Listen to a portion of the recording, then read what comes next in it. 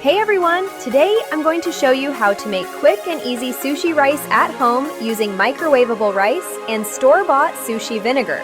Perfect if you're craving sushi but don't want to spend hours in the kitchen. Grab a pack of microwavable white rice. Short grain or medium grain works best for that sticky sushi texture. Follow the instructions on the package to heat it up.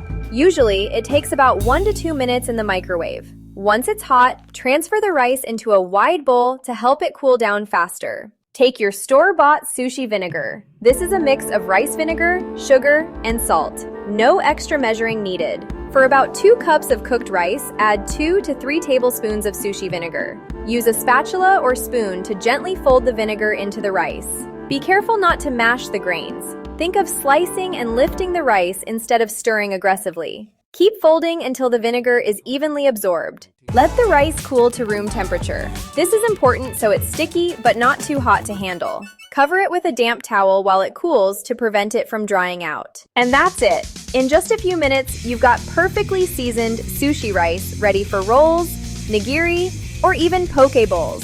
If you found this helpful, hit that like button and subscribe for more easy kitchen hacks.